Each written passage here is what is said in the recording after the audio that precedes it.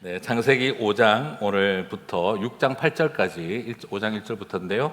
다 읽을 수는 없고 그냥 바로 진행하도록 하겠습니다. 여자의 후손의 족보를 이제 살펴보겠는데요. 우리 6절 8절만 한번 좀 읽어보도록 하겠습니다. 같이 읽겠습니다. 셋은 105세에 에노스를 낳았고 에노스를 낳은 후 807년을 지내며 자녀들을 낳았으며 그는 920세를 살고 죽었더라. 아멘. 오늘 저 말씀을 가지고 뭘 이야기를 할 수 있을까 하는 생각이 들 수 있습니다만, 창세기 5장은 그 3절에서 그의 아들은 셋밖에 없는 것처럼 밝히고 있는데요. 하지만 가인과 셋, 딱 둘만 낳았을 것으로 여겨지지는 않죠. 왜냐하면 아무래도 이 아담과 하와 사이에 태어난 아이들은 이거보다 훨씬 더 많았을 것입니다. 그리고 태초에는 근친 결혼이 허용이 되었던 것으로 여겨지기 때문에, 그렇기 때문에 여러 가지 정황을 볼 때 가인과 셋, 딱 둘만 낳았다, 그렇게 보기에는 무리가 있겠습니다. 다만 이 성경에 나오는 족보는 모든 사람을 다 적고 있는 것이 아니라 구속사적으로 중요한 의미를 가진 가족들만 기록하고 있다 보니까 모두의 이름이 적혀 있지는 않습니다. 다만 중요한 것은 그 자녀들이 두 갈래 길로 나뉘어졌다 하는 것은 확실하다라고 할 수 있겠습니다. 하나님이 되겠다고 생각했던 선악과의 길을 걸어가는 이들과 하나님의 말씀을 따라서 살아야 한다는 생명나무의 길을 걸어가는 사람들로 바뀝니다. 뱀의 길이냐 여자의 후손의 길이냐로 양분된다라는 것이죠. 그래서 4장에 나오는 족보, 우리 지난주에 살펴봤던 4장에 나오는 족보는 하나님을 떠난 인간의 족보이고, 5장의 족보는 언약을 이어갈 이제 예수 그리스도를 하나님을 선과 악의 기준으로 삼는 사람들과 인간 자신을 선과 악의 기준으로 삼는 사람들로 두 갈래 길로 갈라지게 됩니다. 그래서 우리가 지난주 봤던 4장의 족보는 그 조상의 출발이 누구냐? 가인으로 나옵니다. 명확하게 가인의 계보로 하나 둘씩 내려가기 시작을 합니다. 자, 그래서 4장 16절의 첫 지작은 가인으로 나타나는 거죠. 그런데 5장의 족보의 조상은 누구로 나오는 걸까요? 그러면 셋이 나와 있지 않을까, 아벨이 나오지 않을까, 이런 생각이 드는데, 그런데 아벨이라고 하거나 셋이라고 하겠지 하는 생각이 드는데, 그런데 5장 1절을 보시면 이 족보의 시작을 아담의 계보를 적은 책이라고 말하고 있어요. 4장에서는 가인의 계보를 이야기하고 있으면 등가의 법칙으로 본다면 셋이나 아벨의 족보가 돼야 되는데, 5장 1절은 보면은 아담의 계보다라고 이야기를 합니다. 하나님이 사람을 창조하실 때 하나님의 모양대로 지으시되라고 합니다. 그런데 또 재미난 것은 아담의 계보라고 하는데 시작은 누굽니까? 하나님이 되는 거예요. 자, 그렇게 되면 이 족보는 누구 족보입니까? 하나님 족보라는 의미를 담고 있습니다. 창세기 5장 1절이 더 놀라운 것은 아담의 계보라고 했는데, 그것도 놀라운데, 셋이나 아벨이라고 하지 않고 아담의 계보라고 한 것도 놀라운데, 그런데 그 시작을 하나님으로부터 출발했다라고 묘사하고 있다는 것이죠. 그래서 하나님이 사람을 창조하실 때 하나님의 모양대로 지으셨다. 이 말은 결국 무슨 말이냐면 하나님이 아담을 낳았다, 이 말인 것이죠. 그래서 하나님이 시작되어진 것이 여자의 후손의 족보로 그 근원을 하나님으로부터 찾고 있다 하는 것입니다. 자, 그리고 아담이 하나님의 형상으로서 낳은 아들이 셋인데, 창세기 5장 3절, 아담은 130세에 자기의 모양 곧 자기의 형상과 같은 아들을 낳아 이름을 셋이라 하였고, 자, 여기서 이 말은 무슨 말이냐 그러면은, 요 말은 죄인이 되어진 상태로 낳았다 이런 것을 말하는 게 아니라, 여기에서의 이야기는 하나님의 형상대로 아담을 만든 것처럼 하나님의 형상대로 지음받은 것에 그 전적 부패로 잃어버린 우리의 이야기가 당연히 죄가 준 영향이 있지만, 그럼에도 불구하고 하나님은 여자의 후손에는 하나님의 형상대로 아담을 지었듯이 그 형상의 존재 가치가 누구에게 이어지고 있습니까? 새 세계까지 이어지고 있다는 거예요. 그 뒤로는 전혀 나오지 않습니다. 이런 표현이 전무후무한 표현입니다. 그러나 여기서 강조점은 어디에 있느냐? 바로 가인과 달리 셋의 계보는 하나님이 아담을 지으시던 방식과 동일한 창조의 원칙을 적용시켜 주셔서 셋이 시작되겠다라는 걸 보여주고 있다는 것이죠. 자, 그러므로 오늘 여기서 우리가 살펴보는 것은 뭐냐면 이제 아담의 족보의 시작은 하나님이다 하는 것입니다. 그러면 가인의 족보에는 뭐냐? 아담이 없다가 문제가 아니고 하나님이 없다가 문제라는 겁니다. 자, 그러면 에이 목사님 그건 지금 뭐 하나님이라는 표현이 나온다고 해서 너무 그렇게 보실 필요가 있습니까 싶지만, 그러나 누가복음 3장 37절 38절을 보면은요, 이 누가복음 3장 37절 38절은 창세기 5장의 족보를 거꾸로 만들어 놨습니다. 거꾸로 배열을 했는데 우리 그 창세기 5장에서는 낳고로 갔는데 누가복음에서는 위로 이렇게 갑니다. 그래서 끝부분만 다 보지 말고 그 끝부분만 보겠습니다. 누가복음 3장 37절 38절. 그 위는 무드셀라요, 그 위는 에녹이요, 그 위는 야렛이요, 그 위는 마할랄렐이요, 그 위는 가이난이요, 그 위는 에노스요, 그 위는 셋이요, 그 위는 아담이요. 같이 읽겠습니다. 그 위는 하나님이시니라. 자, 제가 창세기 5장의 족보는 아담의 족보지만 하나님의 족보라고 봐도 된다라고 하는 이야기는 그냥 저의 해석이 아니라 누가복음이 그렇게 주석을 하고 있다는 것입니다. 그러므로 오늘 우리가 살펴보는 창세기 5장의 여자의 후손의 족보는 근원이 누구시라는 거죠? 하나님이라고 나오고 있는 거예요. 그러므로 왜 가인의 족보에는 아담이 없다 이게 문제가 아니고 가인의 족보에는 누가 안 계신 겁니까? 하나님이 없다라는 것입니다. 셋의 족보에는 아담이 있다가 놀라운 것이 아니라 하나님으로부터 시작되었다라고 진술하고 있다는 것이죠. 자, 그러므로 예수님께서는 궁극적인 아버지가 누가 되는 겁니까?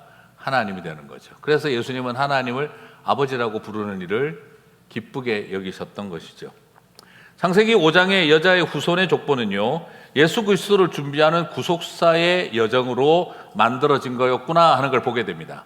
창세기 5장은 단순히 셋의 집안이 어떤 집안이냐를 보여주는 것이 목적이 아니라 바로 예수 그리스도가 하나님의 후손으로, 여자의 후손으로 태어났다라는 걸 증명하기 위해서 쓰여진 것이 창세기 5장이라는 겁니다. 그래서 누가복음 3장 38절은 그 위가 하나님이요 라고 명확하게 제시하고 있는 것이죠. 그래서 예수님이 이 땅에 오신 것은 그냥 태어난 것이 아니라 바로 여자의 후손으로서 오신 것이다 라는 걸 정리할 수가 있겠습니다. 자, 여러분 재미있으시기를 바랍니다. 자, 이런 게 이게 이렇게 연결됐던 거였구나, 창세기 5장이. 자, 이런 게 참 저는 일단 재밌습니다, 개인적으로.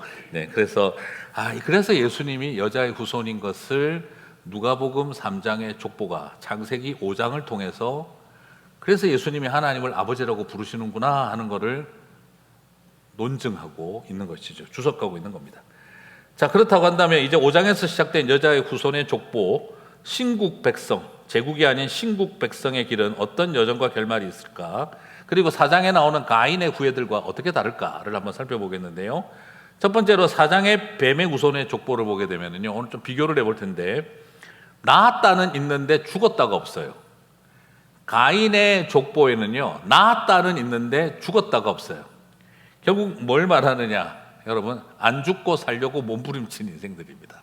사는 일에 목숨 걸었지 죽는 일의 가치는 굉장히 좋게 여기지 못했던 것이죠.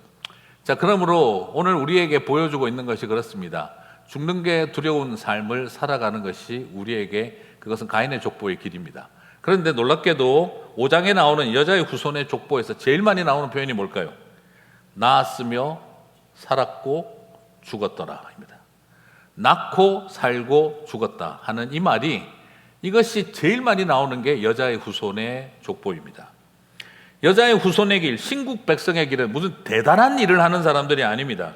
위대한 비전과 위대한 사명을 이루는 하나님 나라의 프로젝트를 하고 있다, 이런 표현이 나오지가 않습니다.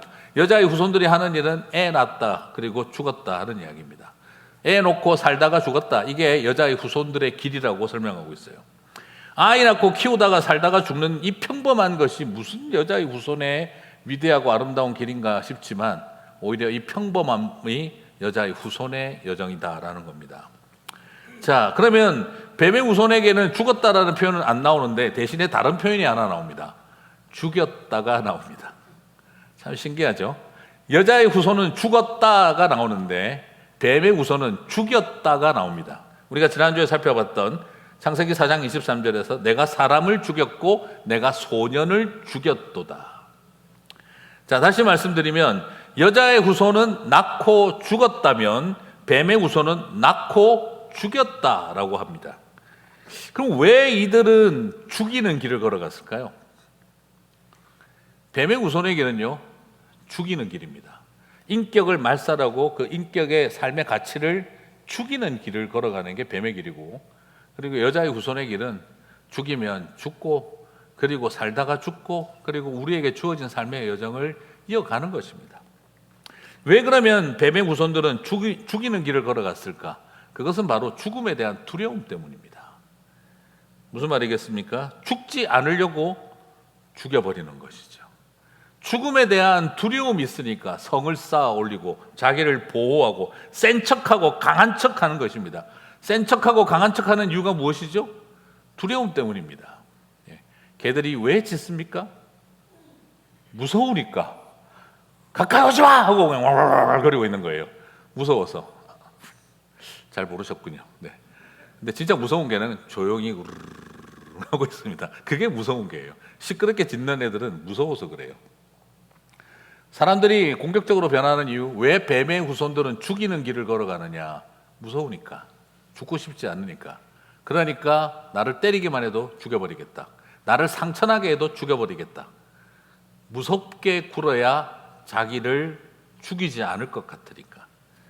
사람들의 마음속에 남아있는 것은 바로 이런 점입니다. 죽음을 두려워하고 죽음을 면하고 싶어 타인을 죽이는 길을 선택을 합니다.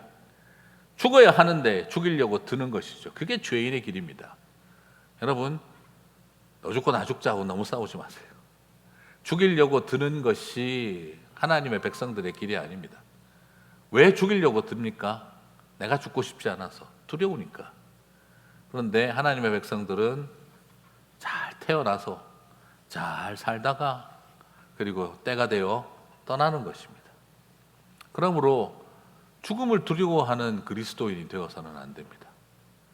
이것이 오늘 우리들에게 보여주고 있는 차이죠. 그리고 두 번째로 뱀의 후손들은 뭔가 업적을 남기고 이름을 남기려고 합니다.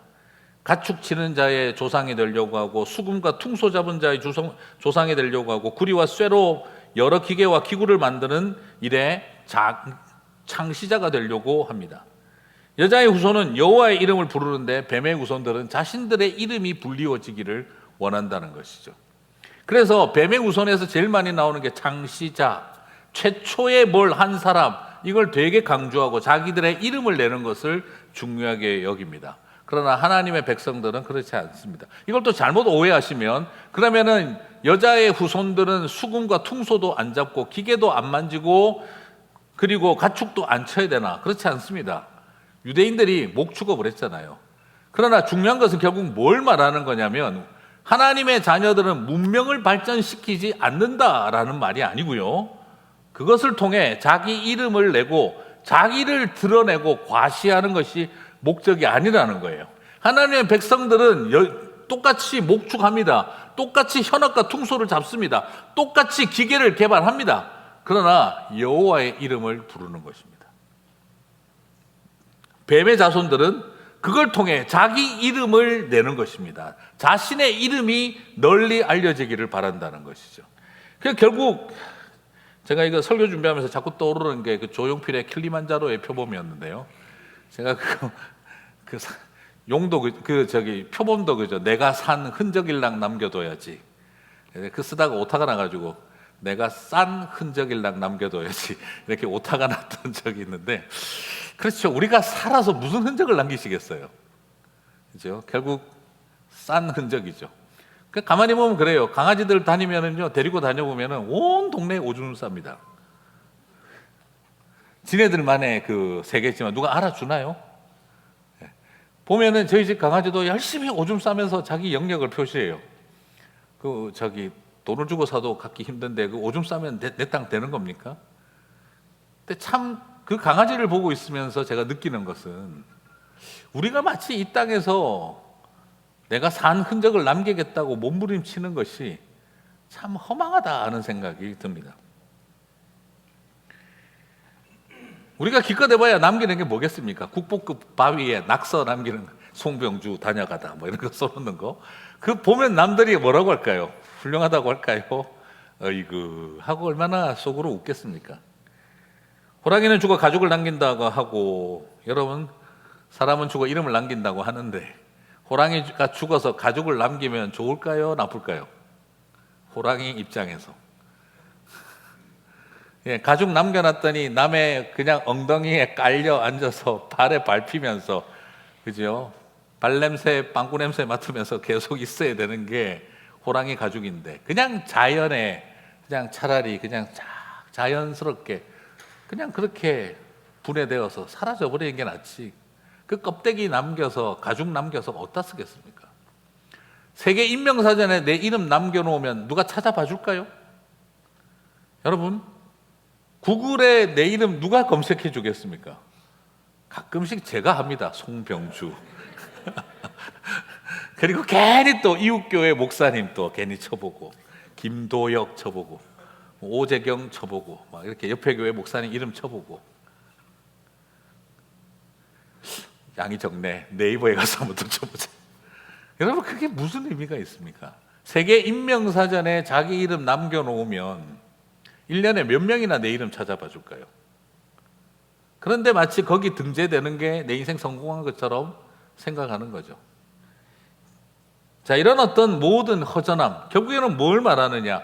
하나님을 떠나면은요, 죽는 게 무섭습니다. 죽을까봐 무서워요. 그러니까 죽이려고 들은 거예요. 하나님을 떠나면은요, 허전하거든요. 그러니까 유명세와 허영에 사로잡힙니다. 비니까 뭔가가. 왜 나는 이렇게 인정받고 싶은 욕구에 시달리는 걸까? 왜 나는 이렇게 죽는 게 무서울까? 우리의 마음속에 하나님을 잃어버릴 때 그 모든 것들이 밀려오는 피할 수 없는 뱀의 후손들의 필연입니다. 여자의 후손들은 그럼 어떤 존재이냐? 애 하나 낳고 죽었다. 이게 다 답니다. 참 이게 무슨 의미가 있을까 싶은 생각이 드는데요. 근데 저는 그렇게 생각하지 않습니다. 이것이 얼마나 소중한 일인지를 바라봅니다. 오늘 그렇게 아이를 낳아서 예수 그리스도가 태어나는 날까지 이어가는 것입니다. 지극히 평범한 그 일상. 애 낳고 키우다가 내 인생 죽는구나. 서럽고 의미 없고 무가치하다라고 여길 때가 있지요. 그런데 이 세상에서 가장 여자의 후손의 길에 아름다운 것은 애 놓고 키우며 살다가 그렇게 하나님 품으로 가는 일이, 그것이 우리에게 주어진 여자의 후손의 평범 속에 담긴 은혜다라는 것입니다. 사랑하는 성도 여러분, 죽이려고 들고 죽이려고 사는 사람들이 아니라 그냥 나에게 주어진 길 살며 아이 놓고 키우고 살아가는 일, 그것이 하나님의 구속사가 우리를 소중하게 여기는 삶의 궤적입니다. 그래서 저와 여러분은, 우리는 신을 조상으로 모신 사람들이 아니라 오히려 하나님을 아버지라 부를 수 있는 하나님의 자녀들이다 하는 것, 이것이 우리에게 주어져 있는 중요한 이야기입니다. 자, 그렇다고 한다면 오늘 셋과 그 후예들이 어떤 아이들을 낳았을까요? 이 아이를 낳는 이야기가 왜 소중하냐? 오늘 살펴보시게 되면 그 이름들 속에 너무 소중한 것들이 있기 때문입니다. 자, 오늘 족보에서 가장 관심을 끄는 이름이 있는데, 무드셀라와 노아는 뒤에서 좀 워낙 잘 알려졌으니까 나중에 다루고, 오늘 좀 이렇게 같은 이름 다른 느낌인 에녹과 라멕을 좀 살펴보겠습니다. 여러분, 가인의 집에서 가장 악명 높은 이름이 뭡니까? 지난주에 살펴보셨죠, 그죠? 가인의 아들 에녹이었죠. 그리고 또 누굽니까? 가인의 집안에서 제일 골 때리는 폭력자 라멕이에요. 야, 저 같으면은 여자의 후손 집안에 그 이름은 절대 안 쓸 것 같은데. 그런데 에녹과 라멕을 셋의 족보에도 사용하고 있습니다. 그래서 같은 이름인데 전혀 다른 느낌이 나요. 자, 우리 지난주에 살펴봤던 것처럼 에녹은 무슨 뜻입니까? 에녹은 개벽, 시작. 그래서 죄악의 역사, 하나님을 떠난 백성들의 성을 쌓는 역사의 시작, 개벽. 그러니까는 이 뱀의 후손들에게는 뭐가 있는 겁니까? 우리는 하나님 없는 개벽을 이루겠다. 하나님 없는 창세기를 이루겠다. 새로운 세상을 열겠다. 이게 에녹성의 첫 출현이죠. 그래서 하나님을 떠난 백성들이 자기들끼리 새로운 시작을 하겠다. 그 이름으로 에녹이라는 이름을 썼어요. 그리고 라멕은 어떤 존재입니까? 나를 건드리면 77배로 갚아준다. 무슨 뜻이죠? 하나님보다도 내가 더 무섭지. 나는 하나님보다 더 무섭게 너희들을 복수할 거야. 그래서 라멕은 나는 하나님이다가 아니라 나는 하나님보다 더 무섭다. 나는 하나님보다 더 세다를 보여줬던 것이 라멕이에요. 그런데 이 두 명의 이름이 이 여자의 후손의 족보에 돌아 버린 거죠. 자, 에녹은 그러면 어떤 모습으로 나오느냐? 에녹은요, 놀랍게도 원래 이름은 개벽, 시작인데 에녹은 그가 하는 일은 정반대로 갑니다. 종말을 선포합니다. 가인의 족보의 에녹은 하나님을 떠난 시작을 선포했다면 여자의 후손의 족보에서 나타난 에녹은 세상을 향한 심판과 종말을 선언합니다. 5장 22절을 보시게 되면요, 무드셀라를 낳은 후 같이 읽겠습니다. 300년을 하나님과 동행하며 자녀들을 낳았으며. 자, 여러분, 무드셀라를 낳고 300년 동안 에녹의 인생의 변화가 바로 뭐냐면 무드셀라의 출산이에요. 그렇죠? 여러분 그럴 때 있죠, 그죠? 애 놓고 나서 삶이 바뀌는 분들이 있어요. 저희 아버지 큰 손녀, 저희 큰 딸 딱 태어난 날 저를 부르더니 우리 손녀에게 담배 연기를 마시게 할 수 없다. 내가 지금까지 집사집부는 받았지만 맨날 저희 아버지 항상 그러거든요. 30분 전 예배 30분 전 담배가 제일 맛있고 예배 30분 후 담배가 제일 맛있다. 그래가지고 막 끝까지 피우시는.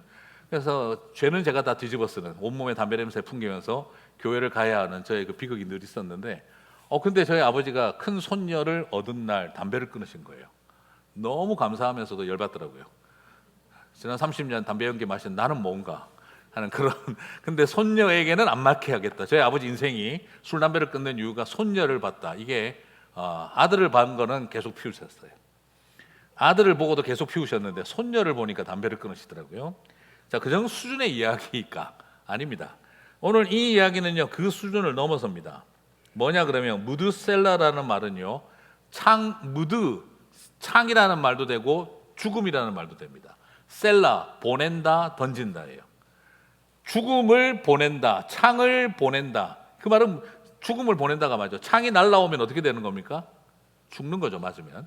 그래서 무드셀라는 죽음을 던지는 자라는 뜻을 가지고 있어요. 사망을 보내는 사람. 자, 그러므로 이 이름 자체가 심판과 저주를 담고 있습니다. 그러므로 오늘 여기서 살펴보는 것처럼 에녹이 무드셀라를 낳았을 때 그는 하나님을 통해서 이 세상의 종말과 심판에 대한 예언과 계시를 받았구나 하는 것을 짐작해 볼 수가 있는 겁니다. 그래서 여자의 후손의 에녹은 하나님을 떠난 세상의 개벽, 시작을 알렸다면 오히려 여자의 후손의 에녹은 하나님을 떠난 세상의 종말을 예언하는 이름이 되었다라는 거예요. 목사님, 그건 너무 조금 약간 무리 아닙니까 생각할 수도 있습니다만 유다서 1장 14절 15절은 이것을 명확하게 설명하고 있습니다. 같이 한번 읽겠습니다. 아담의 실세손 에녹이 사람들에 대하여 예언하여 이르되 보라, 주께서 그 수만의 거룩한 자와 함께 임하셨나니 이는 뭇사람을 심판하사 모든 경건치 않은 자의 경건치 않게 행한 모든 경건치 않은 일과 또 경건치 않은 죄인의 주께 거스려 모든 강팍한 말을 인하여 저희를 정죄하려 하심이라 하였느니라. 자, 여러분 지난주에 우리가 살펴봤죠. 아벨은 최초의 순교자, 순교자로 나왔고 오늘 유다서는 최초의 예언자, 선지자를 또한 누구로 설명하고 있습니까? 에녹으로 설명하고 있습니다. 에녹은 무엇을 선언했습니까? 심판을 선언한 사람이다. 유다서가 명확하게 주석을 달고 있습니다. 자, 가인의 족보에서 에녹은 죄의 역사의 개벽이었다면 여자의 후손의 족보에서 에녹은 이제 죄의 역사를 종결짓는 심판의 메시지를 던집니다. 자, 그런데 이렇게 무드셀라를 낳고 그가 하나님과 예언하고 동행하는 일을 뭐로 설명을 하고 있나요? 창세기 5장 22절에서 무드셀라를 낳은 후 300년을 하나님과 동행하며 뭐라고 했습니까? 자녀들을 낳았으며 라고 해요. 여러분, 예언과 세상을 향한 심판의 메시지를 던지는 주님과 동행하는 삶은 결국 무엇으로 이어지고 있습니까? 아이를 낳고 키우는 일로 이어지고 있어요. 여러분, 우리가 여기서 발견할 수 있습니다. 나는 선지자적 사명을 감당하고 싶고 애 놓고 키우는 이런 일은 안 하고 싶다가 아니라 오히려 에녹은 이거는 여자들의 일이다 이렇게 단순하게 말하는 것도 아니라 하나님과 동행하며 종말론적 심판을 예언하는 삶은 자녀들을 낳고 키우는 일과 같은 맥락으로 이해하고 있다는 것입니다. 자, 이 과정이 왜 제가 이 설명을 드리냐 그러면 오늘 이 에녹을 바로 이해를 해야 우리가 다음 상황에서 노아를 이해할 수가 있습니다.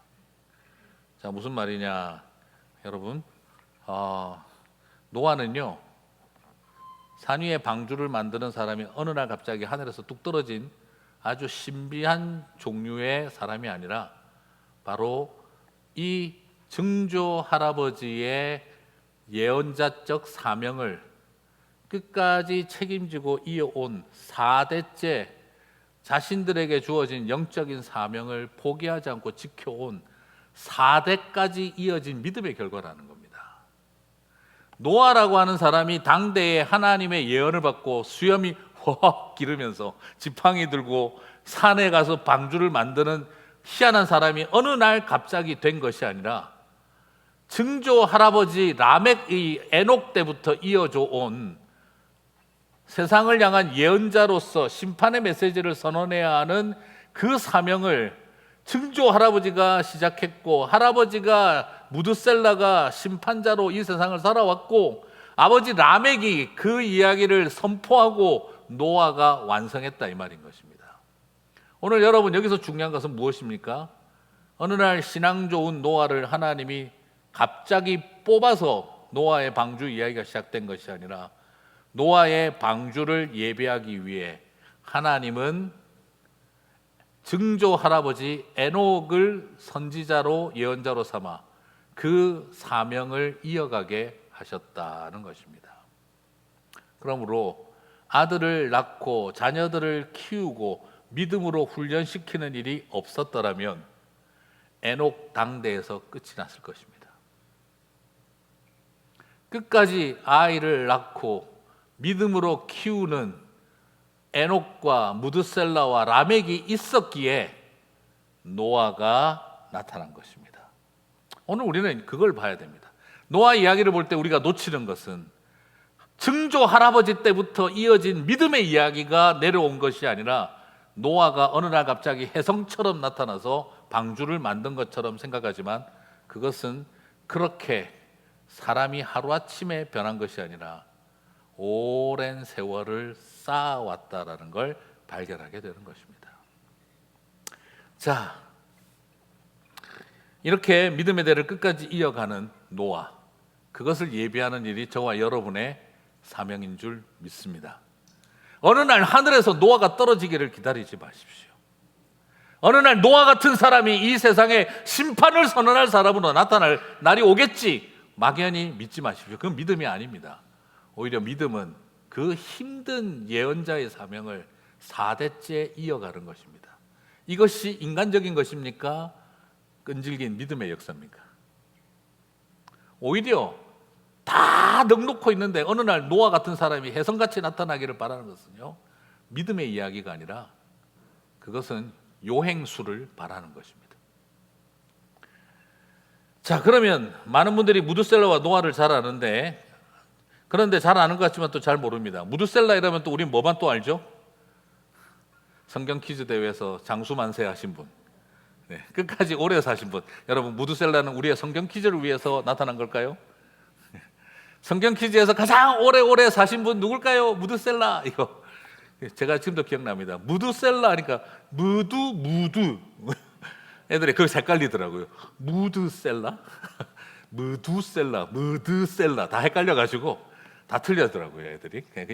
그것 때문에 무드셀라는 존재하는 분이 아닙니다. 무드셀라는 어떤 존재인가? 여러분, 무드셀라 나이가 몇 살에 죽었죠? 969세라고 나와 있어요.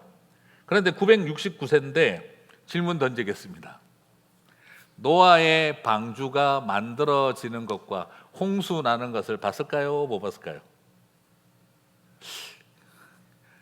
봤을까? 헷갈리죠, 그죠? 자, 우리가 그냥 969세만 보고 있는데, 그런데 사실 한번 살펴보시게 되면 25절에 보게 되면 무드셀라가 187세에 라멕을 얻었고, 노아의 아버지 라멕이 182세에 노아를 얻어요. 그리고 노아의 나이 600세가 되었을 때 노아의 홍수가 시작이 되어집니다. 그러면 어렵지 않은 187 더하기 182 더하기 600 하면 어떻게 되죠? 969가 됩니다. 다시 말씀드리면 무드셀라의 눈이 닫힐 때 노아 방주의 문이 닫혔다 이 말입니다. 무드셀라는 홍수가 벌어지는 바로 직전까지 살았다 이 말인 겁니다. 그러면 이 무드셀라에게 주어진 사명은 뭘까요? 오래 사는 비결과 장수만세 세미나 열으라고 오래 사신 게 아니라 내 삶이 끝나는 날 세상에 심판이 온다는 그 끔찍한 삶의 무게를 견디고 살아왔다는 거예요. 내가 하루라도 더 살아야 하는 이유는 이 땅에 희망을 주고 한 영혼이라도 더 돌아오게 하기 위해서. 그러므로 무드셀라는 내 삶이 끝나는 날 이 세상에 심판이 오는 창을 던지는 자로 이 땅에 왔기 때문에 그는 장수하는 행복한 인생을 살아갔던 사람이 아니라 내 생애가 끝이 나면 이 세상에 심판이 온다라고 하는 저주 같은 하나님 앞에 그 사명을 붙들고 이 삶의 무게를 견디며 살아와야 했다는 겁니다. 그것이 그에게 주어져 있는 삶이었고요. 라멕은 노아의 홍수가 터지기 2년 전에 눈을 감습니다.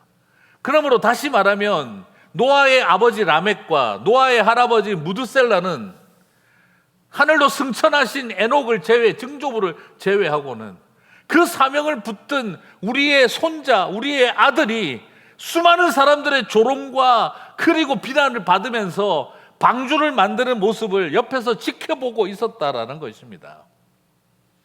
그리고 그 아버지 라멕이 홍수가 나기 2년 전에 방주가 만들어지는 것도 다 보지 못하고 정말 우리에게 주신 약속의 메시지가 이루어지는지 2년 전에 결국에는 떠나고 무드셀라는 하나님, 정말 내 인생 길었습니다. 길었습니다. 그 많은 세월 이 인생들을 살리느라 내가 죽는 날 저 노아의 방주의 문도 닫히겠지요. 이 세상도 심판이 임하겠지요. 이제 내 인생의 삶의 무게를 내려놓습니다 하고 죽을 때 하늘이 열리고 비가 쏟아지기 시작했다 이 말입니다. 여러분, 어느 날 하늘에서 노아가 혜성처럼 나타나서 이 세상을 메시지를 선포한 게 아니라 수많은 사람들의 조롱과 공격을 받으면서도 말씀을 전했던 예언자 증조 할아버지 에녹의 신앙을 따라 그 자식들 어느 누구도 따라가지 않는데 무드셀라 할아버지와 그 사명을 붙든 라멕 아버지와 함께 그리고 셈과 함과 야벳이라고 허락해 주신 세 아들 데리고 그 삶의 무게를 짊어지고 수백 년을 노아의 방주를 지으면서 사람들에게 돌아오고 회개하라고 선포하고 있었다는 것이죠. 사랑하는 성도 여러분, 오늘 무드셀라와 노아의 이름이 여러분에게 새롭게 들렸으면 좋겠습니다. 그냥 오래 사신 분, 장수만세가 아니라 그 힘들었던 삶의 무게를. 그래서 라멕이 노아가 태어났을 때 이 아이가 우리 애를 위로해 줄 것이다. 안위가 되리라. 얼마나 힘들었는지를 말해주고 있는 거예요. 믿음의 비밀을 가지고 살아왔던 사람의 그 슬픔, 고통, 외로움, 그리고 소외감을 알고 있는 겁니다. 그래서 노아에게 안위라고, 위로자라고 이름을 붙여줬던 것이죠. 사랑하는 성도 여러분, 오늘 이 땅을 살아가면서 이 이야기가 왜 우리에게 위로가 될까요? 믿음의 비밀을 안고 살아가는 자리, 무드셀라. 사람들은 오래오래 산 성경 퀴즈 단골 손님으로 알고 있지만, 그러나 여러분이 무드셀라처럼 산다면 행복하시겠습니까? 그 삶의 무게를 다 짊어지고 살아가야 한다면 행복했겠습니까? 노아는 자신의 증조 할아버지, 아버지가 이어온 그 종말 신앙, 심판의 이야기를 끝까지 짊어지고 걸어갔던 하나님의 언약의 후손이었습니다. 이런 노아를 일으키려면 우리가 한번 기도에 반짝 열어서 하늘에서 떨어질 걸 기대할 것이 아니라 눈물로 사대를 세워가는 그 여정이 필요하다는 걸 발견하게 되어집니다. 여러분, 그 약속을 이루어가는 저와 여러분 되시기를 주님의 이름으로 축복합니다. 여러분의 믿음의 역사가, 믿음의 비밀을 안 4대째 이어가는 그 놀라운 역사가 있게 되시기를 바랍니다. 이렇게 세상에 노아의 홍수가 필요할 만큼 그러면 망가지게 된 이유는 뭘까요? 그럼 우리가 딱 떠오르는 생각은, 그래, 세상이 썩어서 그래, 세상이 타락해서 그래, 역시 뱀의 후손들이 문제야. 그러나 오늘 이야기는 전혀 그렇게 이야기하고 있지 않습니다. 이 세상에 노아의 심판이 온 이유는 무엇입니까? 여자의 후손들이 타락했기 때문입니다.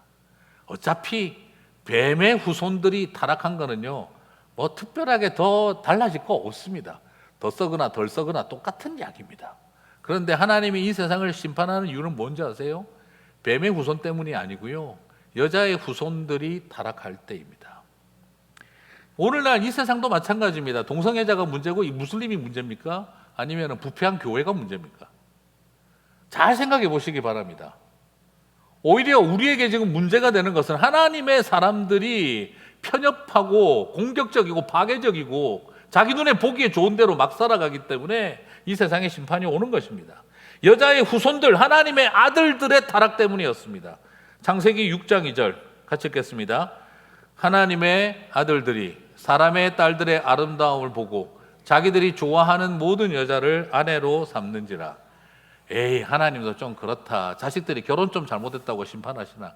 뭐 그런 수준의 이야기가 아니죠. 지금 이 이야기는 하나의 상징이죠. 뭘 말하는 겁니까? 바로 자기 눈에 보기에 좋은 대로. 이 말은 아담과 하와가 자기 보기에 좋은 대로 선택했던, 내가 선과 악을 판단하는 기준이 되겠다고 했던 그 원죄를 이제 누가 같이 추구하기 시작했다는 거죠? 여자의 후손, 하나님의 아들들이, 여자의 후손들이 이젠 그들도 똑같이 내 눈에 보기에 좋은 대로 좋은 것을 취하겠다. 좋고 나쁘고를 판단하는 기준은 이제 누가 된 겁니까? 내 안목인 겁니다. 나라고 하는 자아가 그 모든 선과 악을 판단하는 기준이 되겠다. 그것이 바로 시작되어졌다는 거예요. 누군가 말합니다. 목사님, 썩어가는 세상을 비판해야지 교회와 한국교회를 비판할 필요가 없습니다. 아닙니다. 어차피 썩어가는 세상은 더 썩으나 덜 썩으나 차이가 없어요. 문제는 하나님의 아들들도 똑같이 자기 눈에 보기에 좋은 대로, 하나님의 딸들이, 하나님 아들들이, 딸들이 전부 다 자기 눈에 보기에 좋은 대로 선과 악을 판단하고 있다, 이 말입니다. 바로 선악과의 길을 걸어가고 있다, 이 말인 것이죠. 그래서 어떤 의미에서 오라 우리가 세상을 변화시키자, 반은 맞고 반은 틀린 말입니다. 그것이 중요한 게 아니에요. 오라 우리가 교회를 변화시키자. 목사가 달라져야 되고, 장로가 달라져야 되고, 선교사가 변해야 되고, 교회가 달라져야 되고, 성도들이 변해야 한다는 겁니다. 그것이 없으면 세상이 망한다는 거예요. 심판이 임한다는 거예요. 하나님의 자녀들의 죄는 결국 바로 무엇이었느냐? 선악을 아는 일에 하나님처럼 되겠다라고 선언을 내버린 겁니다. 자기 눈에 보기에 좋은 대로 판단하고 결정했다. 그래서 창세기 6장 5절은 뭐라고 표현하고 있습니까? 같이 읽겠습니다. 여호와께서 사람의 죄악이 세상에 가득함과 그의 마음으로 생각하는 모든 계획이 항상 악할 뿐임을 보시고. 여러분, 사람이 어떻게 맨날 항상 악해요? 여러분, 감옥에 가보십시오. 맨날 악한 이야기만 할까요? 깡패들도 모여서 도네이션 합니다. 고아원 봉사활동도 갑니다.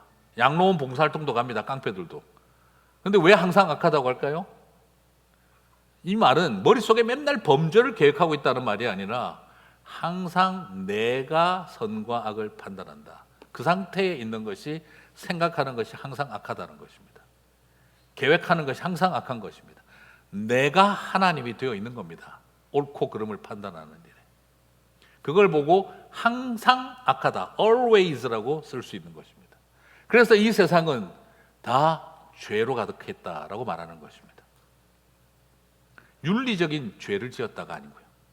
죄의 본질은 내가 옳고 그름을 판단한다. 하나님의 말씀이 아니라.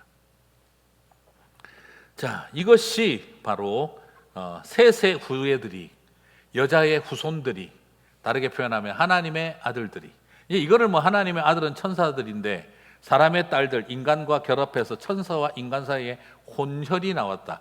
너무 성경을 동화로 만드는 이야기입니다.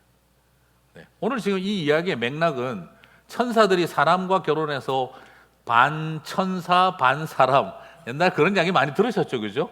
네피림도 그렇다. 하늘의 천사들과 사람의 딸들이 결혼해가지고 하늘 종족과 땅의 종족의 혼혈이 생겼다. 그걸 네피림이다. 여러분, 이건 지금 성경을 너무 동화로 만들고 있는 거예요. 만화로 만들고 있는 겁니다. 지금 이 성경의 이야기는 그런 이야기가 아니에요. 지금 이것은 말 그대로 여자의 후손들, 족보 이야기 바로 다음에 나오는 거죠. 그러니까 여러분, 여기서 우리에게 뭘 보여주고 있는 겁니까? 여자의 족보가 나오니까 와, 이제 안심했다. 이제 세상은 달라지겠구나. 근데 그 다음 바로 보여주는 게 뭐죠? 여자의 후손들이 뱀의 자녀들과 자기 눈에 보기에 좋은 대로 항상 그런 생각을 하면서 살아가면서 네피림을 낳으면서 여자의 후손들이 세상을 망하게 만들더라 하는 이야기가 나오는 게 여자의 후손의 족보 다음에 나오는 이야기인 것입니다. 이 이야기가 가인의 족보 다음에 나왔으면 위로라도 될 텐데 여자의 족보가 나오고 난 다음에 바로 이 이야기가 이어집니다. 이것이 우리의 슬픔인 것이죠. 그러므로 오늘 이 이야기는 천사들과 사람의 결혼이 아니라, 그러면 지금 문맥과 맥락이 맞지가 않아요. 오히려 여자의 후손과 뱀의 후손이 함께 결합하기 시작했다는 겁니다. 그리고 여자의 후손들이 그렇게 되어졌다는 거죠. 자, 그러면은 이게 바로 뭐냐? 네피림인데, 네피림도 너무 막 그게 많아요. 찾아보면은 뭐 하늘의 천사와 사람의 딸들이 결혼해가지고 장대한 종족이 만들어졌는데, 자이언트가 만들어졌는데 그걸 네피림이라고 한다. 여러분, 이것도 너무 동화 같은 이야기입니다.